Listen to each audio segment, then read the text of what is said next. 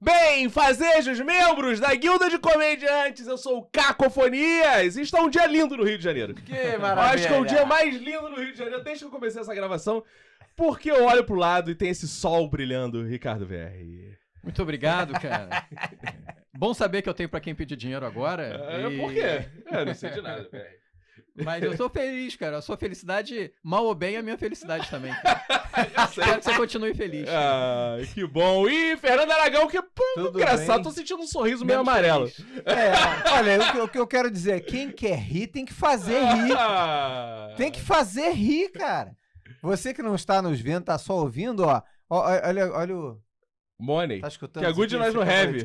É, cara. Ah. Tô sentindo. E hoje temos aqui, pra falar em felicidade, já que tem a felicidade, temos aqui um mestre da escrita de humor no Brasil.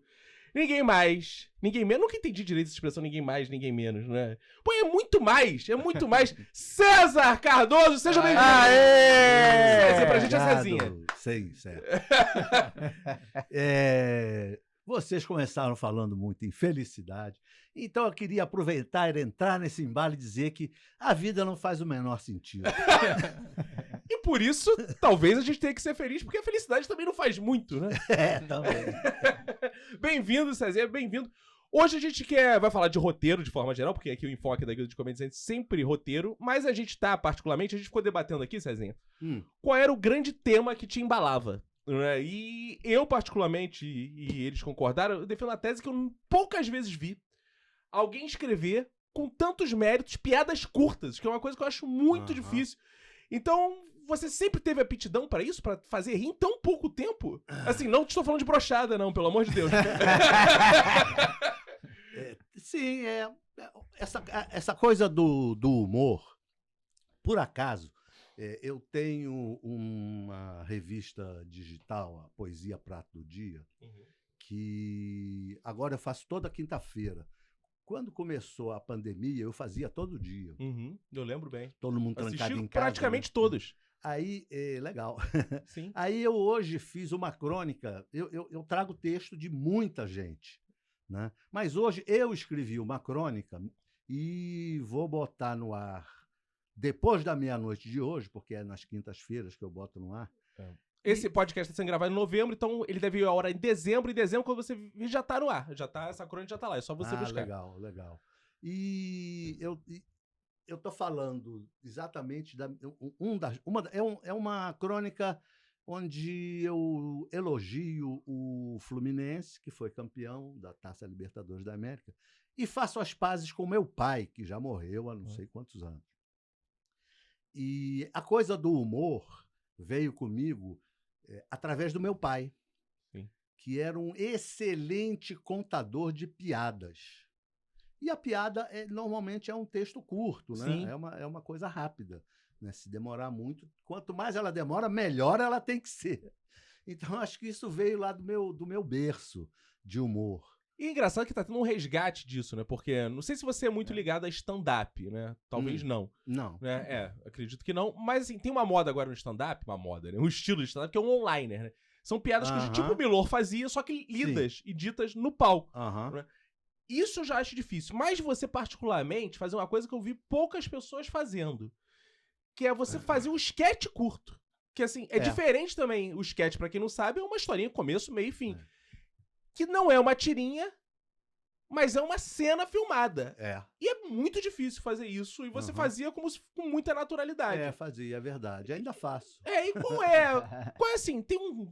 eu vou fazer uma pergunta idiota, né? Mas como aqui é um podcast de um curso, tem um segredo, assim, você daria tem uma dica, assim, que você daria pra quem... Não. Como é que você acha que te leva a chegar nesse formato? Olha, eu acho que é um conjunto de coisas. Tem uma coisa que é assim, eu acho que escrever, quanto menor, melhor.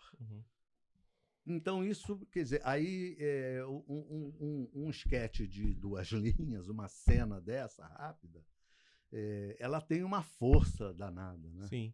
Eu lembro de um que eu fiz lá no Zorra, que era a mulher entra numa loja e fala, por favor, eu queria trocar uma coisa que eu comprei aqui. Pois não, senhora, o que a senhora quer trocar? Aí ela tira uma arma e começa, tiro! Pá, pá, pá. Sim.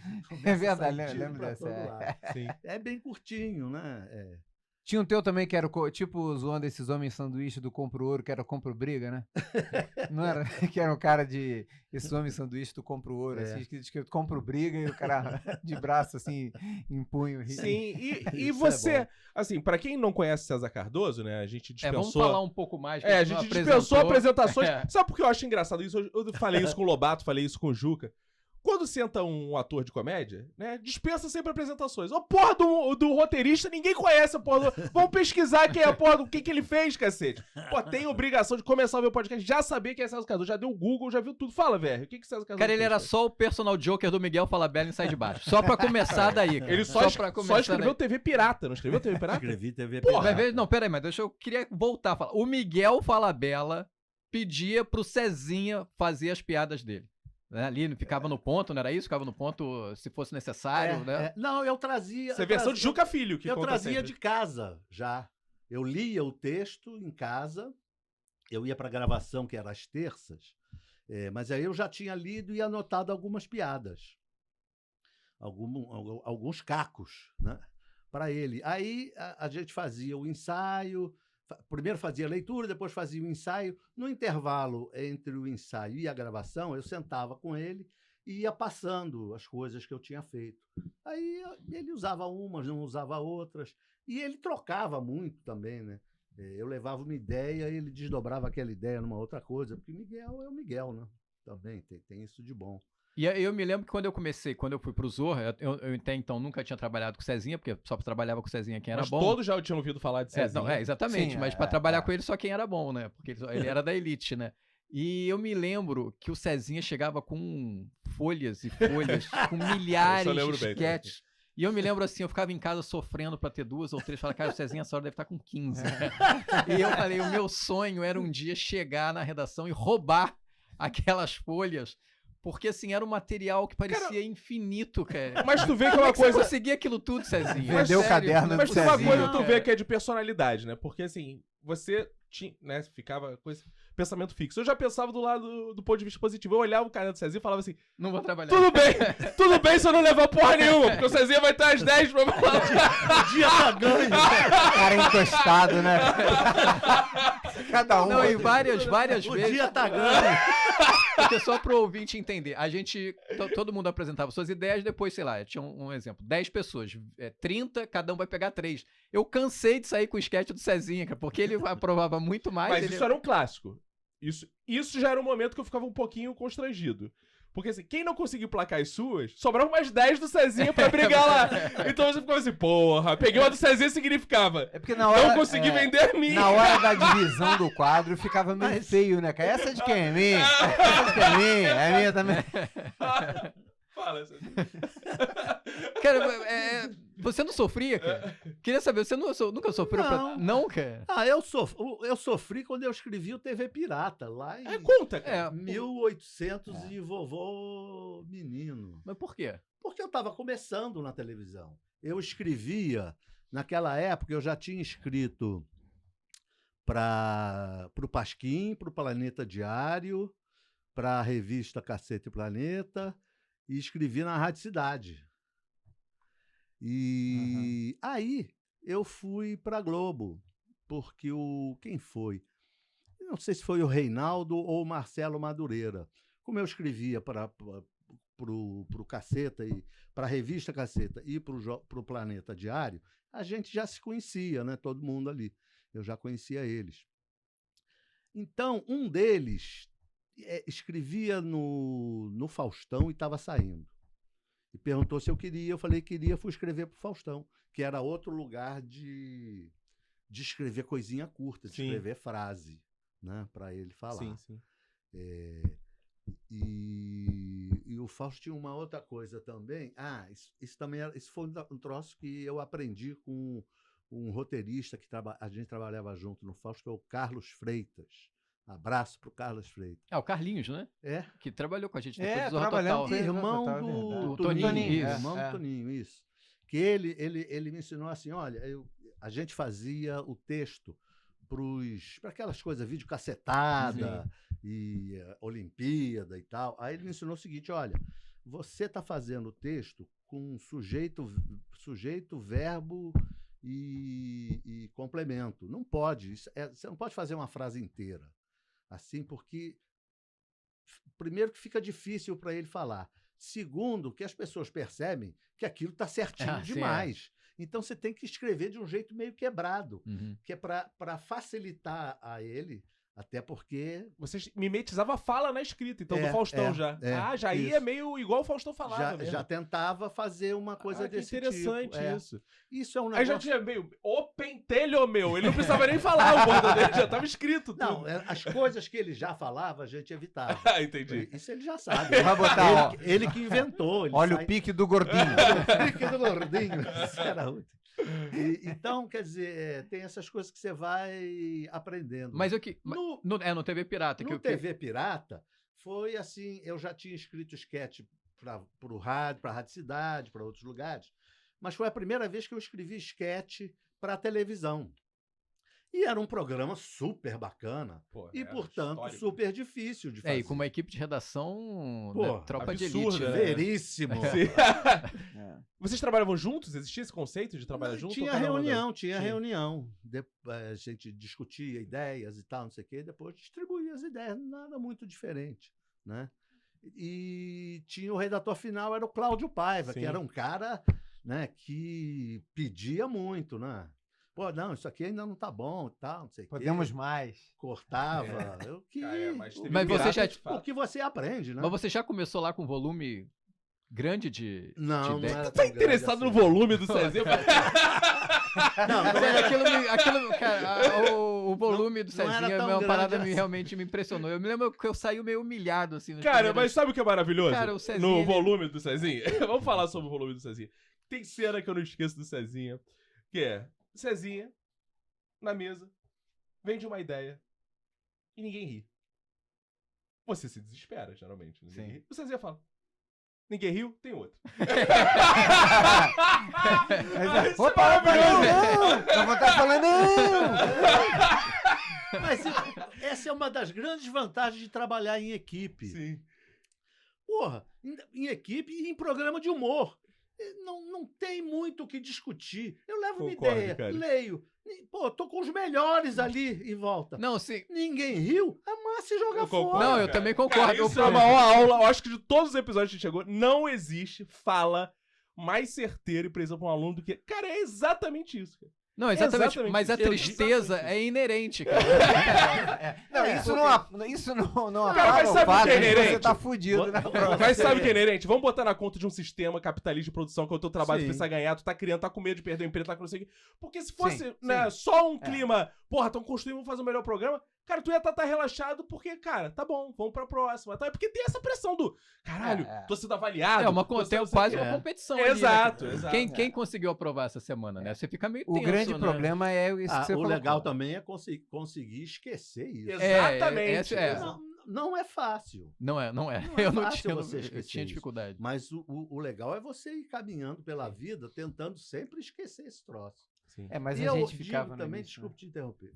Um negócio que eu digo, tem a ver com o que eu estava falando antes, que é o principal instrumento de trabalho do roteirista, do escritor em geral, não é o computador, não é a caneta, não é o papel, é a lata de lixo. É a lata de lixo. Você olha um troço, não tá bom, joga fora, faz outro. A cabeça vai. Dá mais trabalho, você se cansa mais, sai mais tarde para tomar o show. Sim. Mas eu acho isso, o melhor instrumento que a gente tem é a lata do lixo. Mas você sempre pensou assim ou teve uma virada na sua carreira do tipo, caraca, né, desse jovem Cezinha que tava... Quase sempre pensei assim. Eu lembro de uma história que eu não... Talvez, não sei se foi aí que eu percebi isso, não sei.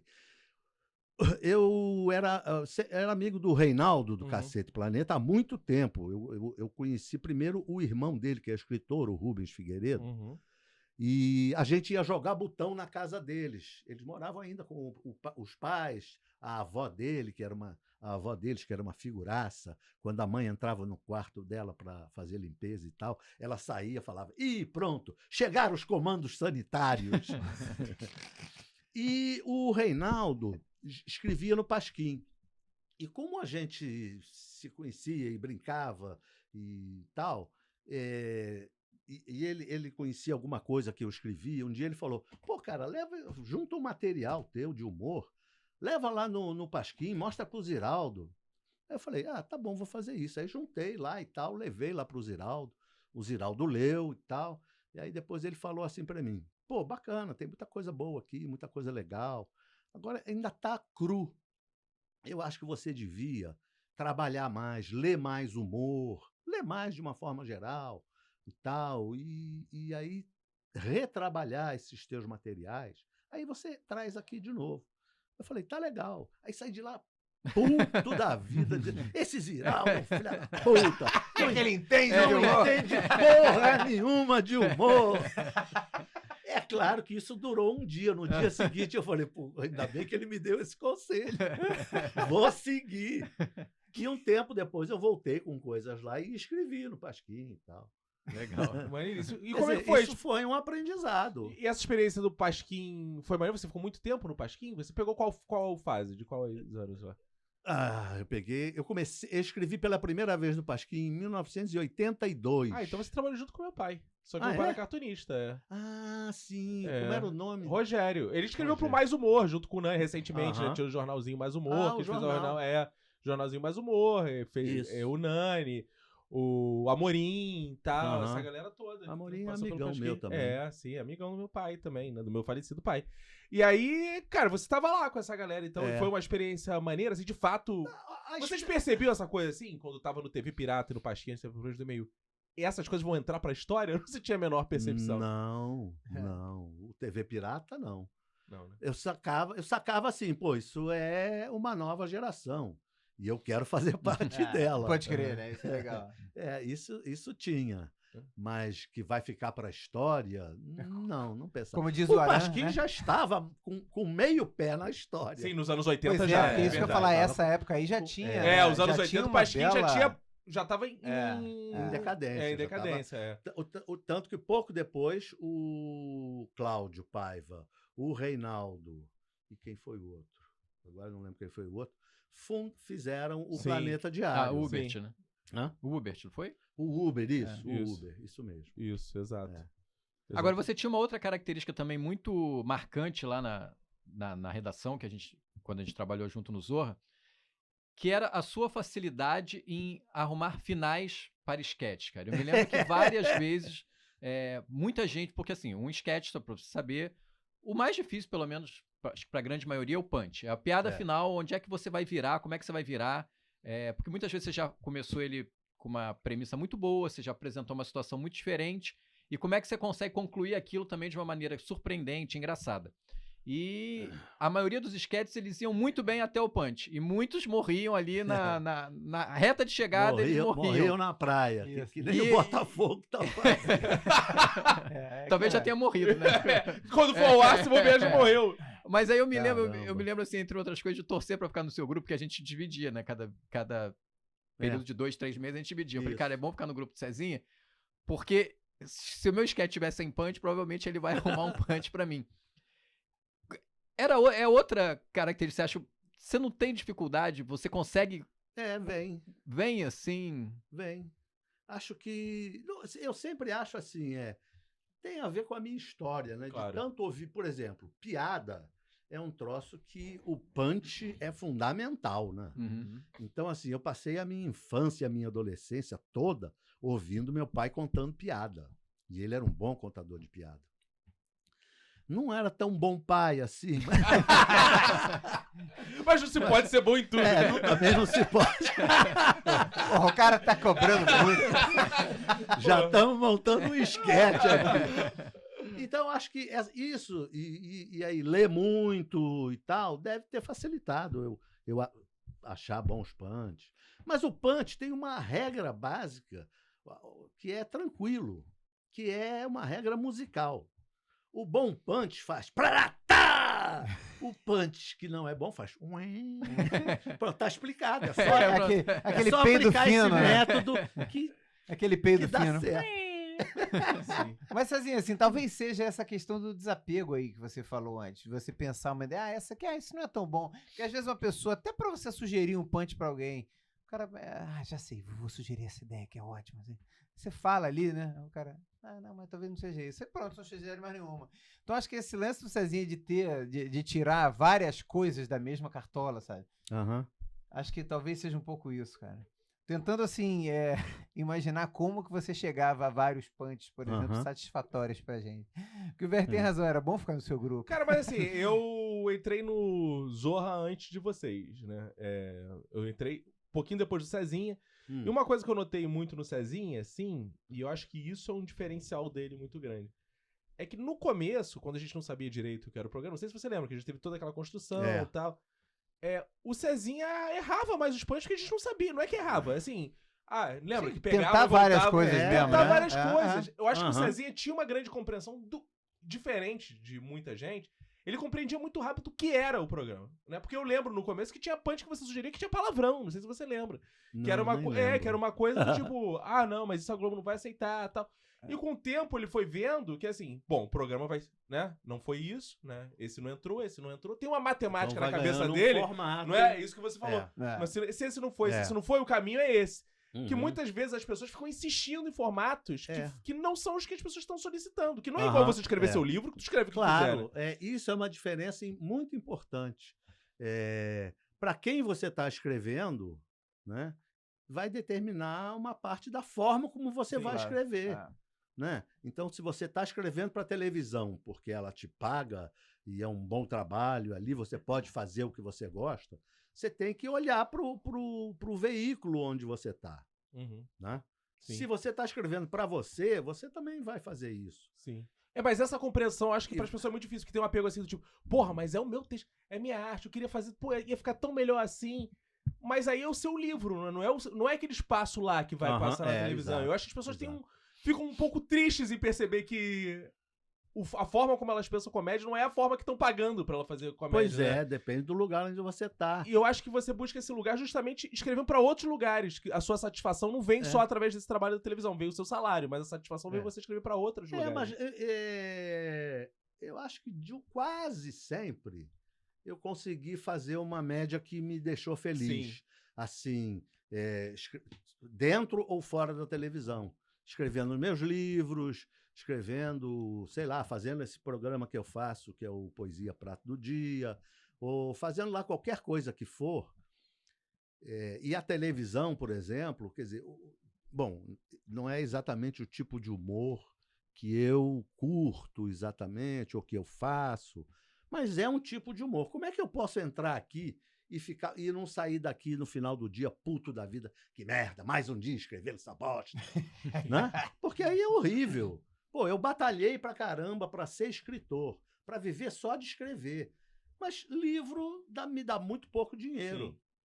Sim. Então eu encontrei a televisão, que é um lugar que me dá dinheiro e eu posso ser escritor. Sim. Mas quando você queria ser escritor, a comédia já era um objetivo seu ou não? Ela acabou? Já era. A comédia, eu acho que pela minha história de vida, e, assim, essa coisa do meu pai e tal. Lá em casa, quando eu era criança, eu escutava com meu pai os discos do José Vasconcelos. Então, sempre fui ligado em humor. E eu acho que acabou o humor sendo... O humor não é uma coisa que eu faço, que eu escrevo. O humor é uma forma que eu tenho de olhar o mundo e de agir no mundo. Às vezes as pessoas... A minha mulher, por exemplo, ultimamente tem reclamado. Ou tem falado assim, vai encontrar teus amigos! Porque eu estou fazendo piada demais. Chegou uma hora que ela não aguenta.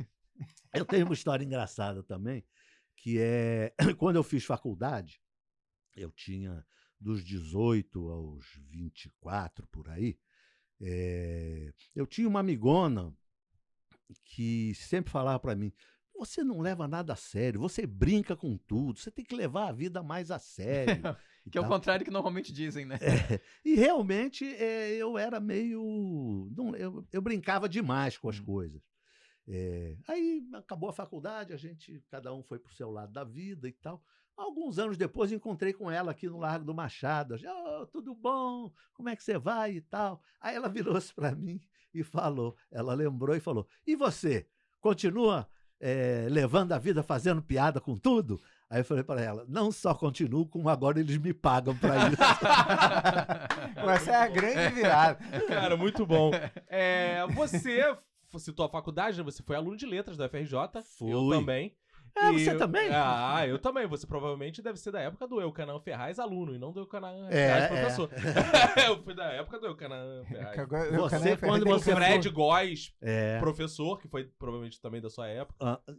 Foi, mas o Fred eu acho que eu não cheguei a conhecer. Você provavelmente estudou lá no Fundão. Isso. Eu não. Eu estudei no barracão da Avenida Chile. Pô, legal. Era um barracão, cara. A biblioteca da Faculdade de Letras era um negócio esplendoroso. Ficava numa sala que chovia dentro. Era um negócio... Porque a ditadura esquartejou a UFRJ. Sim, para não dar merda, né? Botou um pedaço em cada canto para tentar acabar com o movimento estudantil, né? Sim. E aí mandou a Faculdade de Letras para esse barracão na Avenida Chile. Aí tem uma história engraçada. Quando eu era garoto, devia ter uns 8, 9, não, acho que 10 anos, eu tinha um avô que era português, e era um avô que me contava, isso tem a ver comigo também nessa coisa de escrever e tal, porque ele me contava histórias, quando eu ainda nem sabia ler e escrever. E ele era português. Aí teve um pavilhão de Portugal, comemorando uma data lá, não sei qual era. Nós fizeram um pavilhão de Portugal. E eu fui, meu avô me levou. Pegamos o bonde e fomos lá. Aí ele me mostrou, falou do país, falou de Portugal, me mostrou uma opção de coisas. Era um negócio bacana, bem feito. Aí quando nós saímos ali na Avenida Chile, ele estava com câncer já, e assim, bem fudidinho. Aí ele virou-se para mim, a gente falou, vem comigo. Aí a gente desceu a Rua do Lavradio, demos de cara com um daqueles botecões antigos, que um ou outro ainda tem lá. Aí ele falou assim para mim, agora nós vamos entrar aí, eu vou fumar uns cigarros, tomar uns chopes, comer uns bolinhos de bacalhau, tu também, e não podes contar nada quando chegar em casa. Aí eu vivi essa história maravilhosa com meu avô nesse lugar. Anos depois, eu passo para a Faculdade de Letras da UFRJ, e onde é que ela funciona?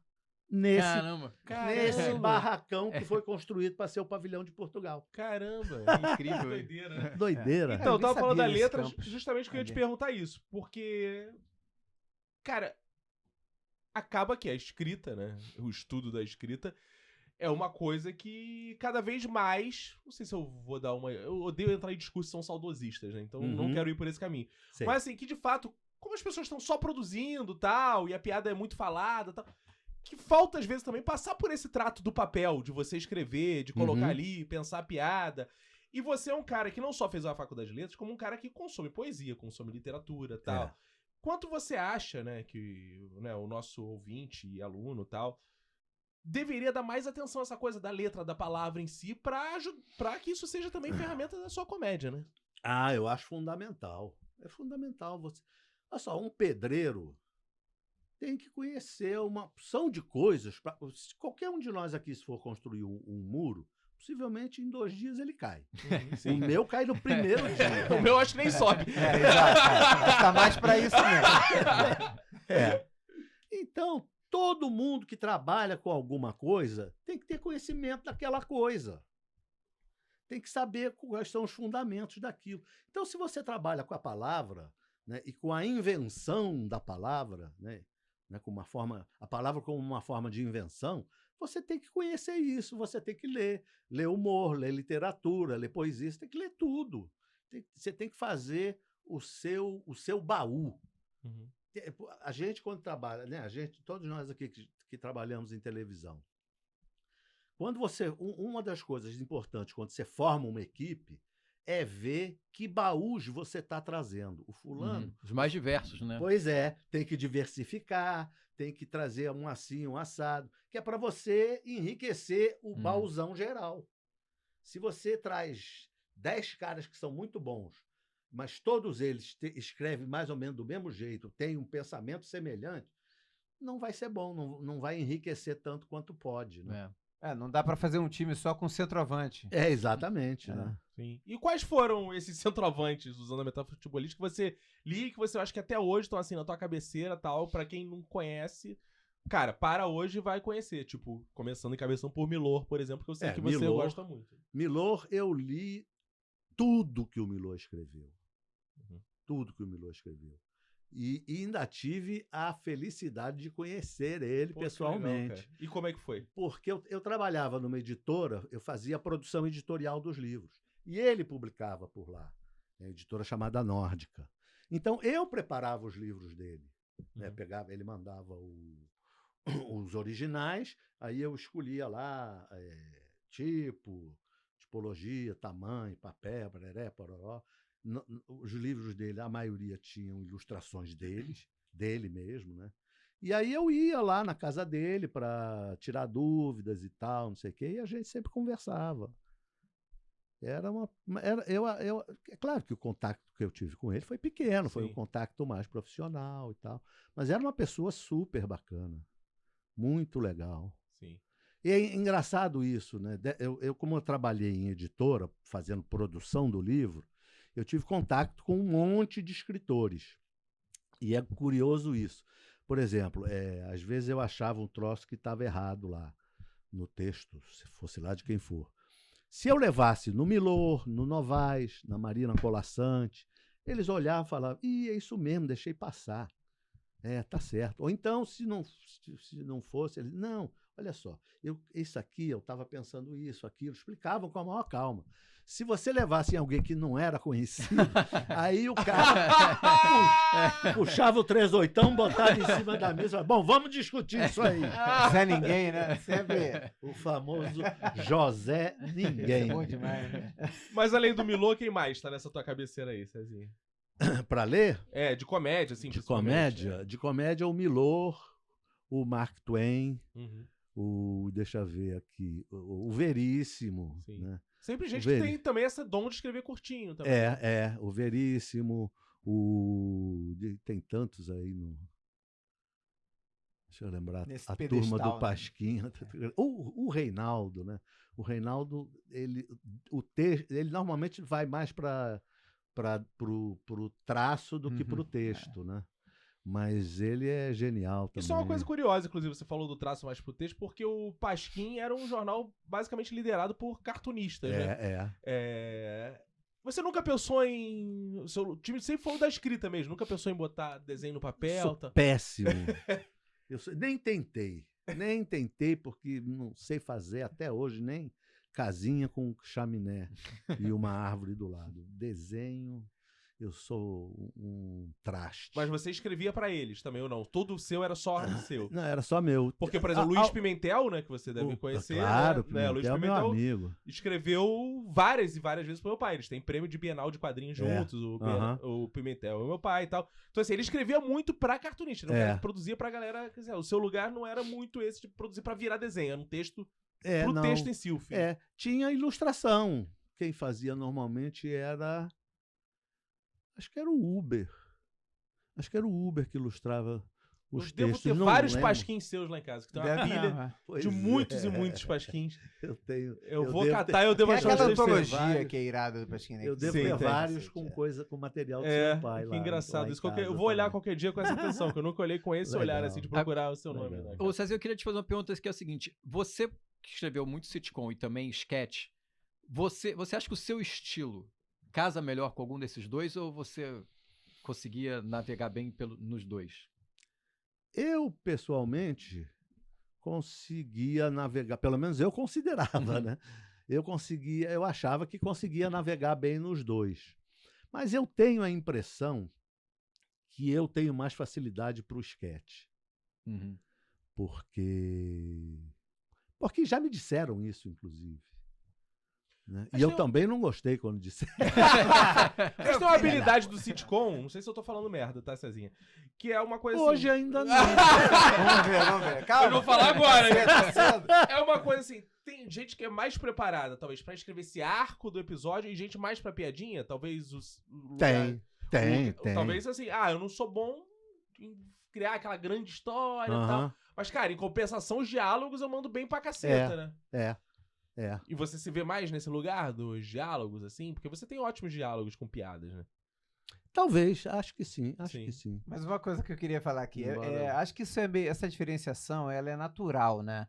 Porque, assim, eu e esse senhor Cacofonia, nós trabalhamos, não vamos citar, mas nós trabalhamos num programa que pela primeira vez eu vi isso, talvez se Cezinha já tiver visto isso, você me fala. Eu ainda não entendi qual é o programa, vou tentar adivinhar aqui. Não, você vai lembrar.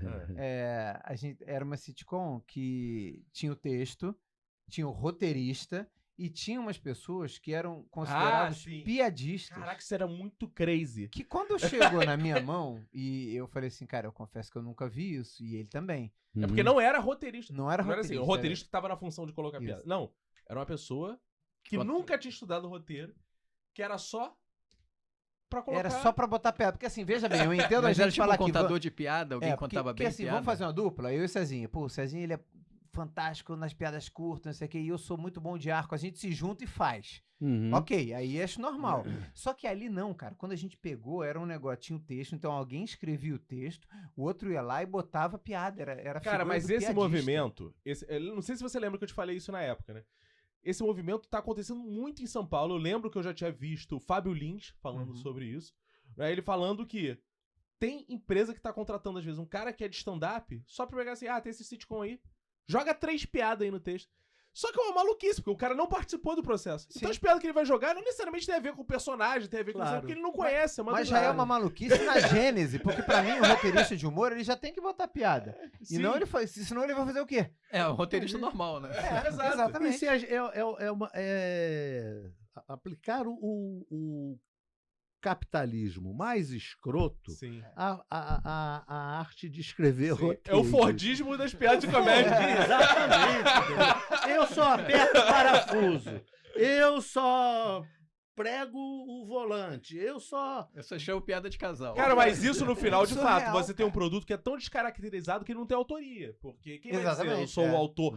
Não, eu sou o criador. Não, um botou uma piada, outro que eu consigo. Tanto que era um produto... Aí não sei se eu vou entregar muito. Era o produto que vinha da Rosana Herman. Já acabou também. Que ela negava pro ela. Nem queria assumir aquilo, porque descaracterizaram tanto o produto pra fazer que ela já não era mais dela. Não, essa é a única vantagem.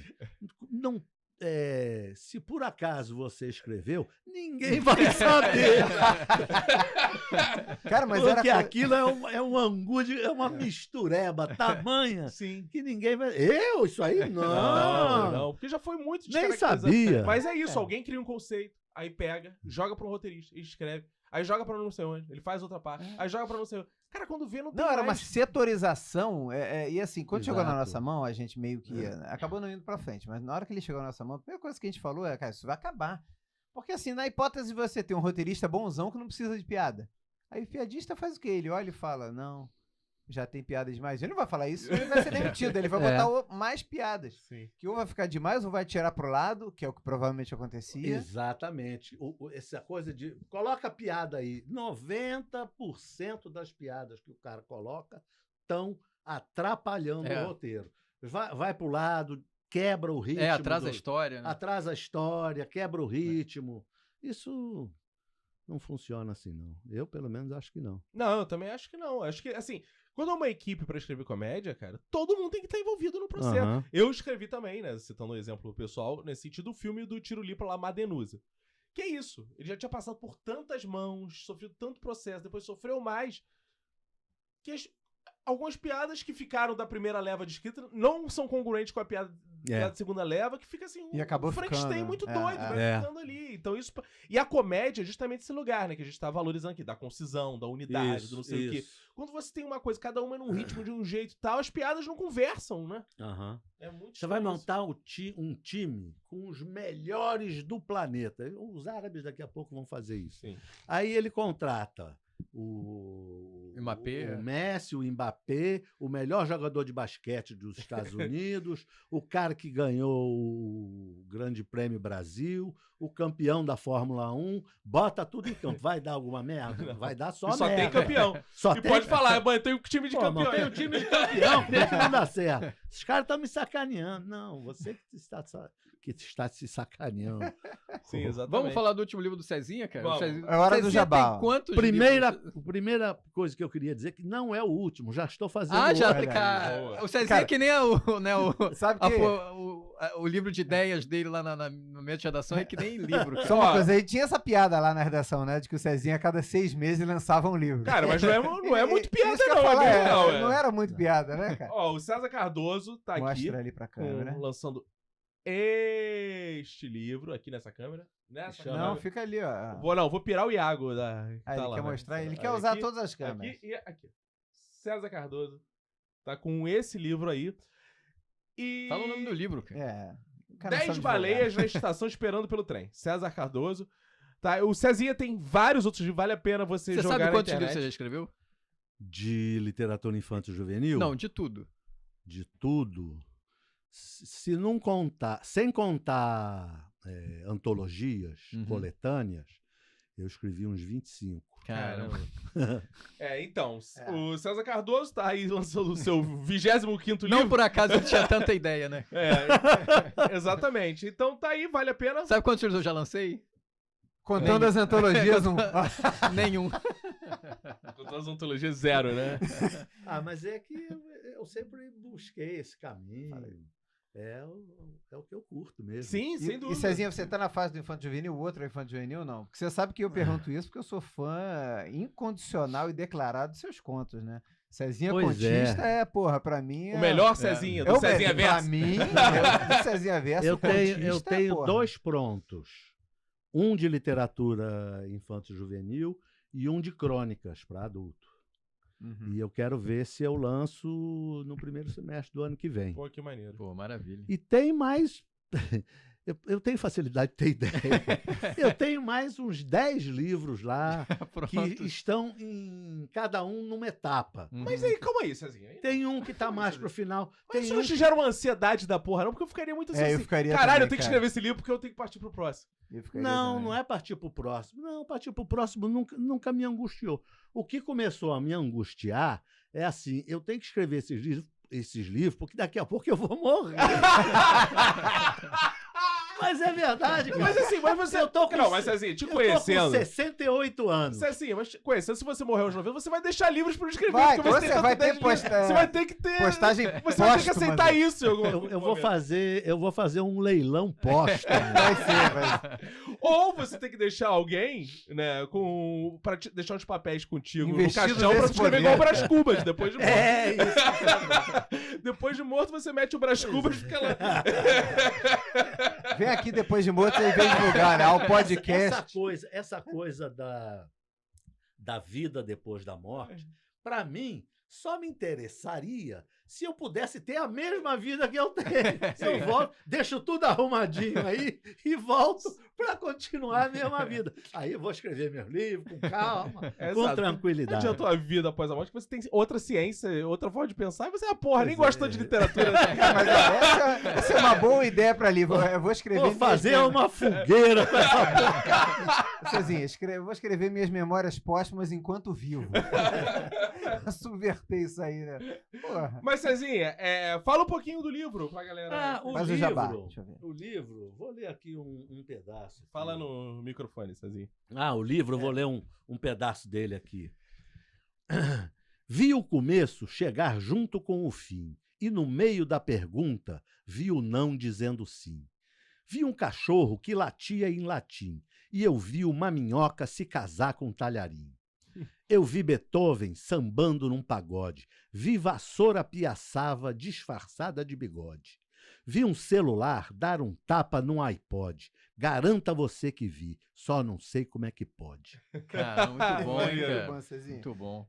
Aí esse livro nasceu assim, meus netos, eu tenho 3 netos, 2 de uma enteada e 1 de outra. Os 2, que são mais velhos, o Jorge e a Valentina, eles moravam bem pertinho da minha casa aqui em Laranjeiras. Mas aí eles se mudaram, a família se mudou para Teresópolis. Então a gente começou a se encontrar menos. Aí eu falei, pô, o que eu vou fazer para a gente ter mais contato? Aí resolvi escrever cartas para eles.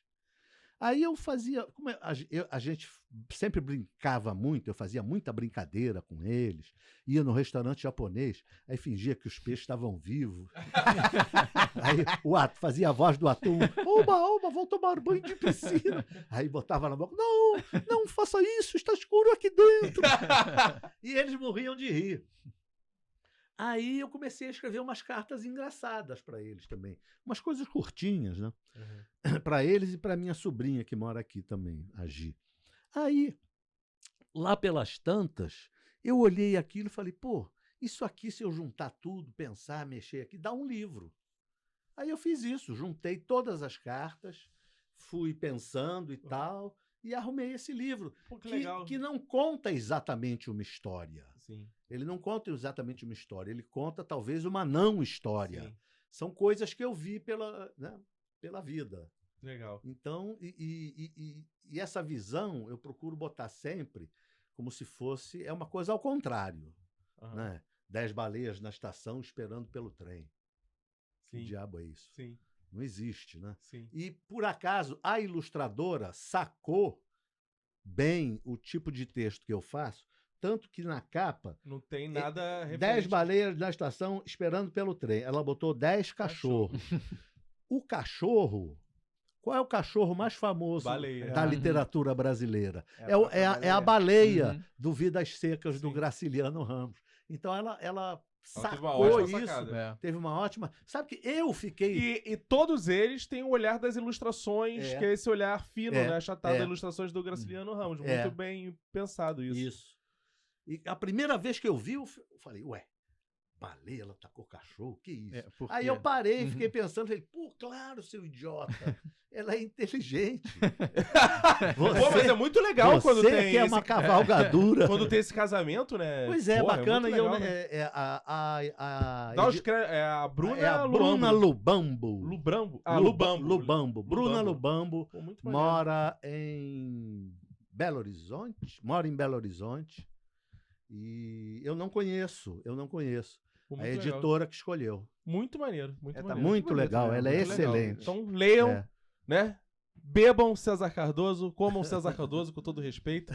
Né? Pô, você vai aprender muito com o Cezinha, porque todos nós aqui aprendemos muito com o Cezinha, né, Ricardo VR? Aquele seu momento de endeusar César Cardoso. Não, eu não endeuso ninguém, cara. Só fala a verdade, cara. Não, eu tive a oportunidade de trabalhar 5 ou 6 anos com o Cezinha, ainda ganhava.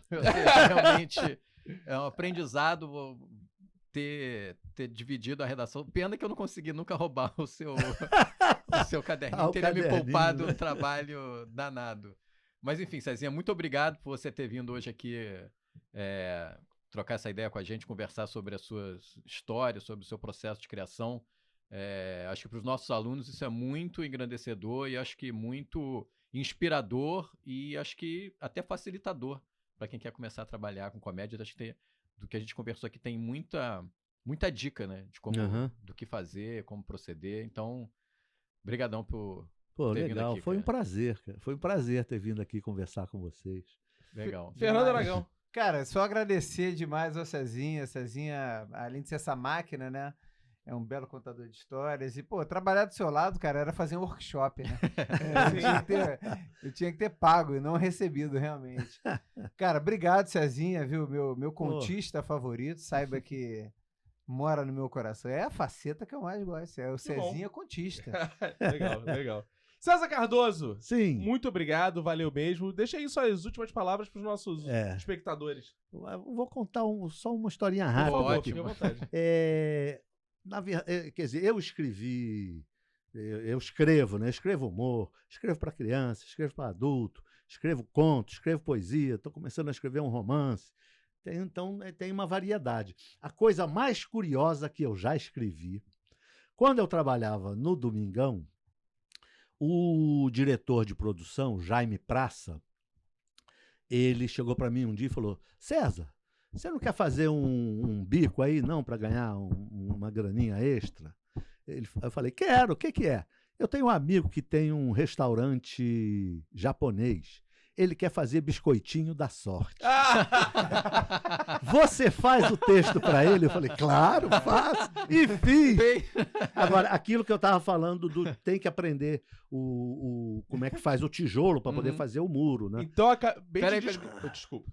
Não, vai, fala. Eu acabei de descobrir quem escreveu um sketch pro Divertix sobre os biscoitinhos da sorte. Provavelmente deve ter sido você. Não sei se você lembra. Tem esse não sketch. Lembro, mas é bem capaz.